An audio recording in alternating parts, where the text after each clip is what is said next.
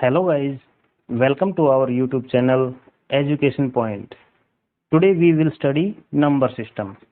Number system क्या होता है जानने के लिए हम पहले इसकी कुछ टर्म्स को लेते हैं। ओके, सबसे पहले जो इसकी टर्म्स आती है वो आती है नेचुरल नंबर।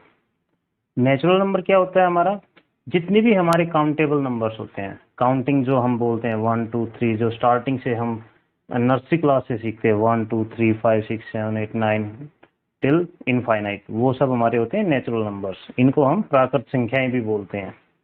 ठीक है, अब इसके बाद आ जाता है हमारा होल नंबर्स। होल नंबर्स क्या कहता है कि अगर हम काउंटिंग नंबर्स के अंदर जीरो इंक्लूड कर दें, जो हमारे काउंटिंग नंबर्स थे 1 2 3 4 5 6 7 टिल इनफाइनाइट, अगर इसके अंदर हम जीरो मिला देते हैं तो ये हमारा होल नंबर्स हो जाए, मतलब पूर्ण संख्याएं जो हमारी काउंटिंग से वो कंप्लीट हो जाएंगी। ओके, तो होल नंबर्स के बाद इसके बाद आ जाते हैं हमारा इंटीजर्स। इंटीजर्स क्या कहते हैं, जितने भी हमारी पॉजिटिव काउंटिंग है, नेगेटिव काउंटिंग है, जीरो है, ये सब हमारे इंटीजर्स होते हैं। कुछ पॉजिटिव इंटीजर्स होते हैं, कुछ नेगेटिव। जिनके सामने प्लस का साइन होता है या कोई साइन नहीं होता वो हमारे पॉजिटिव इंटीजर्स होते हैं, और जिनके सामने हमारा माइनस का साइन होता है वो होते हैं हमारे नेगेटिव इंटीजर्स।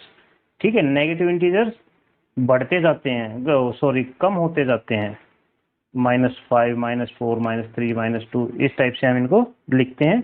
फिर 0 1 2 3 4 टिल इनफाइनाइट, जहां तक भी हमने आज तक काउंटिंग की है वो सब हमारे इंटीजर्स होते हैं। तो इंटीजर्स क्या हुए, all counting numbers zero and negative numbers are called integers. अब ये इसके अंदर दो किस्म के होते हैं, एक पॉजिटिव इंटीजर और एक नेगेटिव इंटीजर। इसके बाद आता है हमारा इवन नंबर्स, सम संख्याएं। सम संख्याएं कौन सी होती हैं, जो हमारी 2 से डिवाइड हो जाएं। ठीक है, वो होती है हमारी इवन नंबर्स, जैसे 2 4 6 8 10 12 14 इनफाइनाइट तक। जो भी आप जिसको भी आप 2 से करोगे वो डिवाइड हो जाएगी। सो इवन नंबर्स क्या हो गए हमारे, all counting numbers divisible by 2 और कॉल्ड इवन नंबर्स। इनको हम क्या बोलेंगे, इवन नंबर्स। इवन नंबर्स हैं। अब इसके बाद आता है हमारा ओड नंबर्स।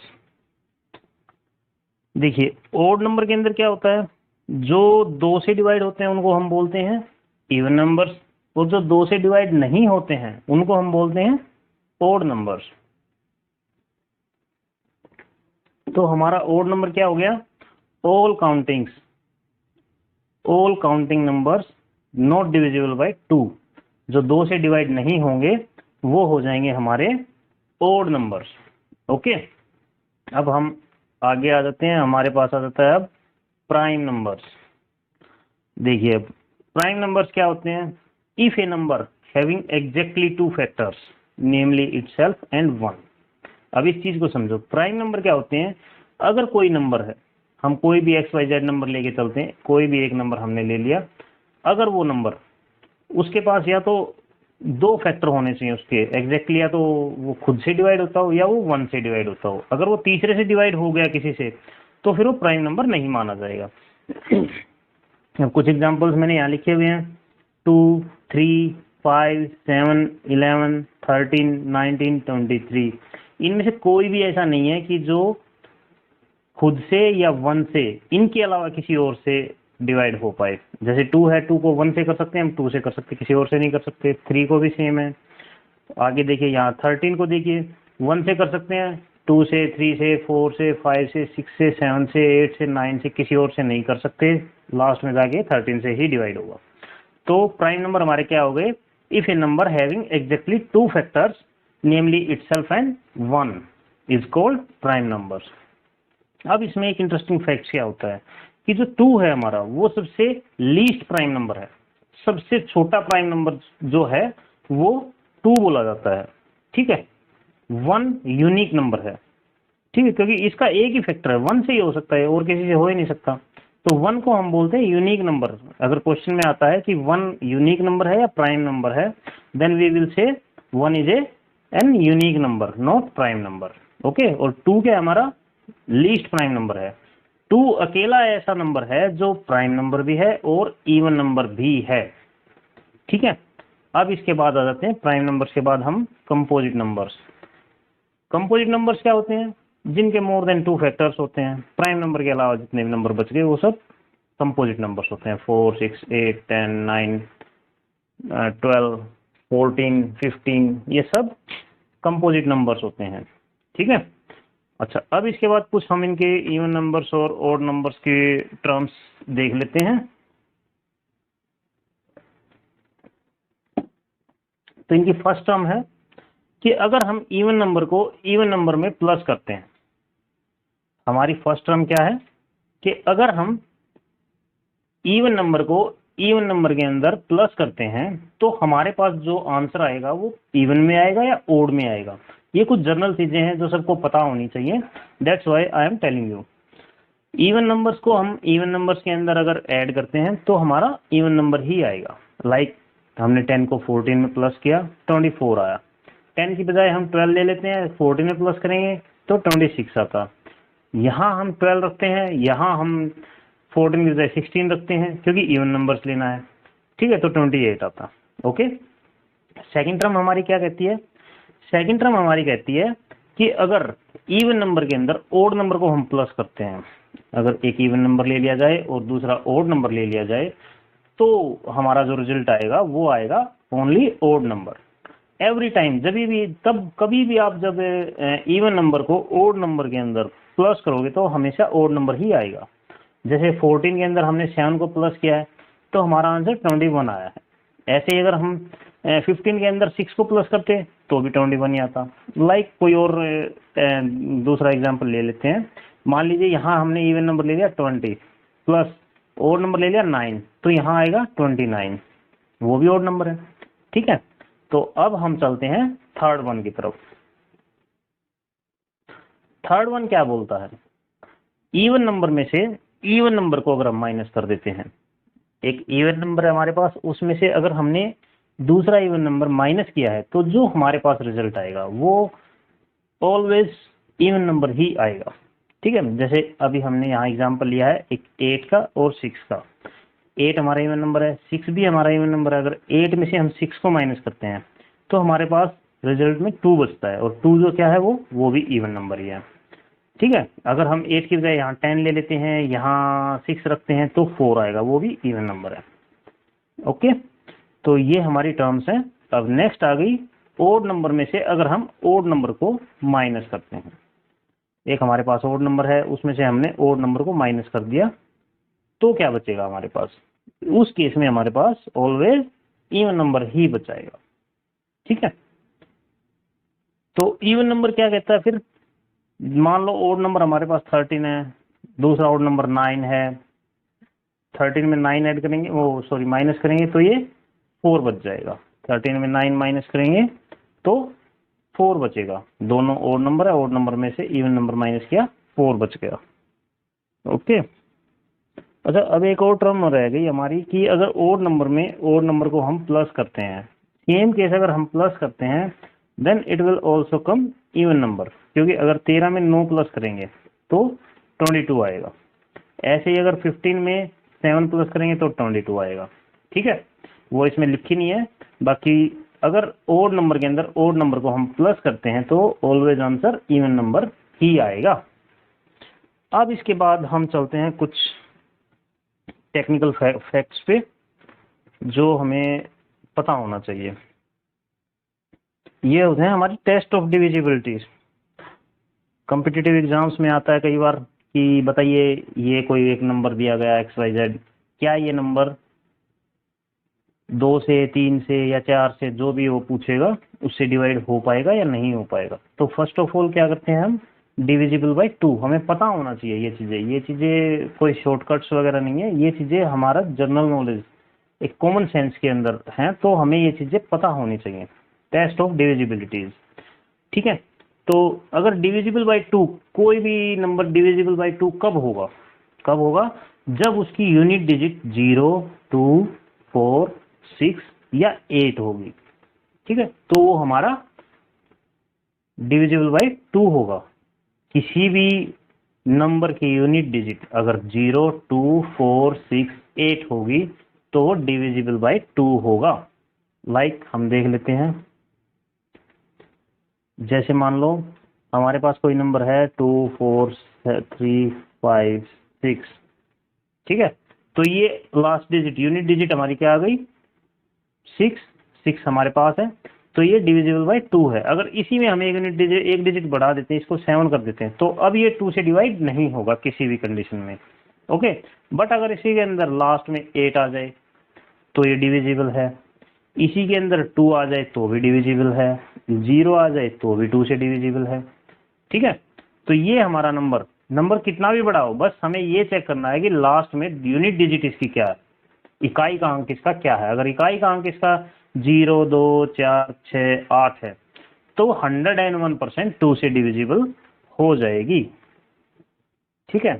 अब इसके बाद है हमारे पास डिविजिबल बाय 3 और 9 का केस एक जैसा ही है, ज्यादा डिफरेंट नहीं है। सो पहले हम 3 का देख लेते हैं, फिर हम 9 का चेक करेंगे। If the sum of the digit of a number is divisible by 3, sum of the digit of a number, चीज को समझो। अगर कोई नंबर है हमारे पास, मान लिया कोई भी XYZ नंबर है, मान लो हमारे पास नंबर है 7 2 9, ठीक है। अगर इनका नंबर, इस नंबर का जो डिजिट्स हैं, डिजिट्स कौन सी होगी, 7 2 प्लस 9, इनका जो सम है वो डिवाइड बाय 3 होता है, पूरा पूरा अगर भाग हो जाता 3 से तो ही ये नंबर 3 से डिविजिबल हो पाएगा। तो अब जैसे 18 हम 3 से काटेंगे तो 6 पे जाता है, यानी कि ये पूरा डिवाइड हो रहा है। तो हम इसको क्या मानेंगे कि ये जो नंबर है 7 2 9 जो नंबर है वो 3 से डिवाइड हो जाएगा। सेम केस 9 का भी है, वो आगे बताएंगे। उसमें भी अगर तीनों को हमने प्लस किया है और 9 से अगर डिवाइड करते हैं और वो कंप्लीटली डिवाइड हो जाता है, हाँ डिवाइड हो जाता है, तो डिविजिबल बाय 9 हो जाएगा। अभी आप 3 को समझो कि अगर किसी भी नंबर, हमारा जो ये है क्या है हमारा, ये है हमारा कोई भी नंबर, अगर हमारा नंबर उसकी जो डिजिट्स हैं, अंक हैं जो उसके 7 2 9, वो अगर उनको हम जोड़ करते हैं और 3 से डिवाइड करते हैं, भाग करते हैं, और वो पूरा पूरा भाग हो जाता है, तो वो नंबर चाहे कितना भी बड़ा है वो 3 से 100% डिविजिबल हो जाएगा, ओके। नेक्स्ट आ जाता है हमारा 4 के केस में हमारा क्या होता है कि अगर हम किसी नंबर की लास्ट 2 डिजिट्स को 4 से डिवाइड करें और वो डिवाइड हो जाए तो वो नंबर 4 से डिविजिबल होगा, माना जाएगा। जैसे हम देख लेते कोई भी नंबर, एक सेकेंड, कोई भी नंबर हम ले लेते हैं, जैसे कि 4 2 4 ही ले लेते हैं। तो हम क्या देखेंगे, लास्ट की जो 2 डिजिट है, आगे नहीं देखना हमें कितना लंबा नंबर है, हमें देखना है यूनिट डिजिट और टेंस डिजिट, इकाई और दहाई का अंक, इन दोनों को हम 4 से डिवाइड करके देखते हैं। 24 को हम 4 से करते हैं, 6 पे गया, तो ये 100% 4 से डिवाइड हो जाएगा। हर सूरत में ये नंबर 4 से डिवाइड होगा क्योंकि इसकी यूनिट एंड टेंस डिजिट 4 से डिविजिबल हैं, ओके। अब इसमें कोई भी बड़ा नंबर लीजिए, 4 6 7 3 8 9 2 5 6, और ठीक है। अब इसमें देखिए अगर ये 56 है, लास्ट में हम क्या देखेंगे, 56 को हम 4 से डिवाइड करते हैं, 4 1 जा 4 16, 4 4 जा 16, कंप्लीटली डिवाइड हो गया। कंप्लीट डिवाइड हो गया तो ये जो नंबर है हमें ये चेक करने की जरूरत नहीं है कि ये नंबर डिवाइड होगा या नहीं होगा, हमने यहाँ चेक कर लिया कि ये नंबर 100% डिवाइड हो जाएगा। बट अगर इसी के लास्ट में यहाँ हम 7 लगा देते हैं तो ये नंबर डिविजिबल नहीं हो पाएगा क्योंकि 67 हो गया और ये 4 से डिविजिबल नहीं होता है, ठीक है। अब इसके बाद आ जाता है 5 का, वेरी सिंपल, क्योंकि सबको पता है, हम सभी जानते हैं कि अगर 5 की जो टेबल है उसके अंदर चाहे कहीं तक भी चले जाओ, या तो लास्ट में 0 अंक आएगा या 5 आएगा। जैसे 5 1 जा 5, 5 2 जा 10, 5 3 जा 15, 5 4 जा 20। तो इस केस में अगर यूनिट डिजिट हमारी 0 है या 5 है तो ये डिविजिबल हो जाएगा। जैसे कि कोई नंबर है 25, ये हो जाएगा डिवाइड, 525 भी हो जाएगा, 75 to 5 भी हो जाएगा, ये नंबर भी डिवाइड हो जाएगा क्योंकि लास्ट डिजिट 5 है। अगर इसके लास्ट में डिजिट 0 होती तो भी डिवाइड हो जाता है, बट अगर 7 होता तो डिवाइड नहीं होता। अगर फिर 5 आ जाता तो भी डिवाइड हो जाता। तो कोई भी नंबर, कितना भी बड़ा नंबर है, लास्ट में अगर 5 या 0 है तो वो नंबर 5 से डिवाइड हो जाएगा। और 0 से 10 से डिवाइड होने की क्या कंडीशन है? अगर 10 से कोई नंबर डिवाइड हो रहा तो उस केस में हमारी जो यूनिट डिजिट है वो 101% जीरो होनी चाहिए। 4965432 ये नंबर हमारा कंप्लीट डिविजिबल बाय 10 हो जाएगा। ओके, तो इस चीज को हमें चेक करना है। अब इसके बाद हमारे पास आ जाता है नेक्स्ट केस 6 में हमारा क्या है? If the number is divisible by both 2 and 3। अगर हम किसी नंबर को 2 से भी डिवाइड करते हैं और फिर उसको 3 से भी डिवाइड करते हैं और वो दोनों से डिवाइड हो गया, तो उस केस में हम क्या मानेंगे कि ये नंबर 6 से भी डिवाइड हो जाएगा। कोई भी इनमें दोनों में से एग्जांपल लेंगे हम, तो पहले उसको हम 2 से डिवाइड करेंगे। हम इसको 2 से डिवाइड करते हैं तो ये 2 से डिवाइड नहीं होगा। 3 से करेंगे तो 3 से हो जाएगा, बट लेकिन 2 से नहीं हुआ तो डिविजिबल, नॉट डिविजिबल बाय 6 है। अब इसको हम करके देखते हैं, पहले 2 से करते हैं। 2 2 जा 4, 2 8 जा 16, 2 2 जा 2 3 जा 6, 2 7 जा 14। तो ये आ गया हमारा 2837। अभी नहीं हुआ, अभी इसको हम 3 से फिर डिवाइड करेंगे। 3 से करते हैं,